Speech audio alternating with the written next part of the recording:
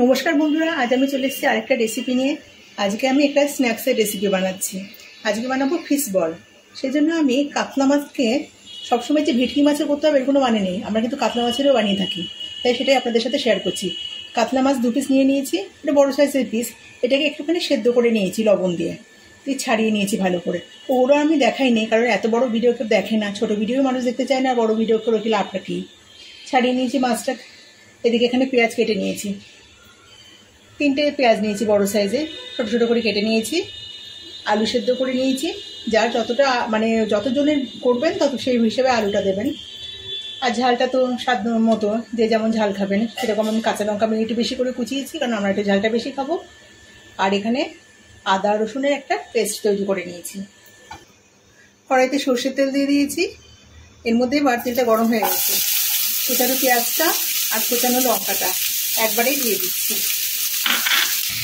পেঁয়াজটাকে নেড়ে চেড়ে একটু মজিয়ে নেবো, একদম ভাজা ভাজা হবে না, তবে একটু নরম করে নেবো। এটা নরম হয়ে গেছে, এখন বেটে রাখা আদা রসুনের পেস্টটা এর মধ্যে দিয়ে দিলাম, 1 চামচ মতো। এটা আবার একটুখানি ভালো করে নেড়ে চেড়ে নেব।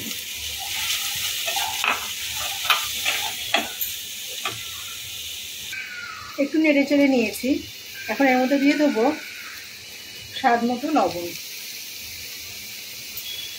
আর দেব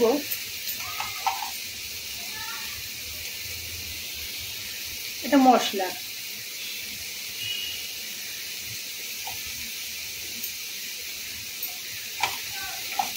ভালো করে মিশিয়ে নেব।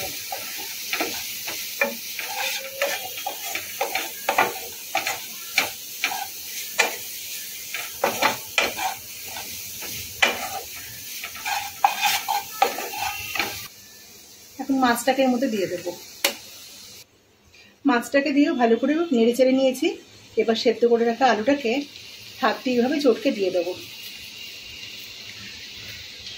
আলুটাকে দিয়ে ভালো করে মিশিয়ে নিয়েছি। গ্যাসের ফ্লেমটাকে একেবারে লোতে করে রেখেছি।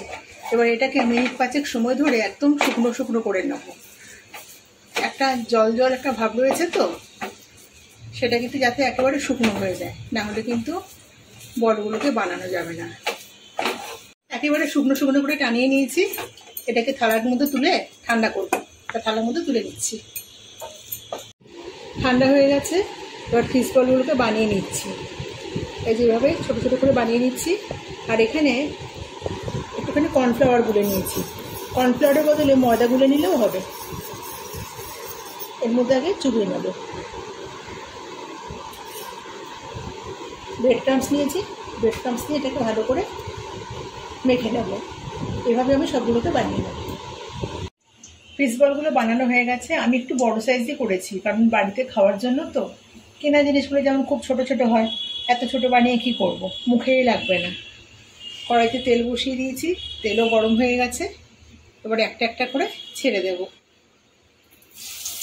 আর একদম লো ফ্লেমে রাখবো, নাহলে বাইরেটা পুড়ে যাবে, ভেতরটা কাঁচা থাকবে। এক পাট হয়ে গেছে, উল্টে দিয়েছি। উল্টে পাল্টে লাল লাল করে ভেজে তুলে নেব। লাল লাল করে আমি সবগুলোকে ভেজে নিয়েছি। আরও বানাতে হবে, অনেকটা রেখে দিয়েছি। এখন এতগুলো লাগবে না, যতগুলো এখন খাবে ততগুলো এখন আমি ভেজে নিলাম।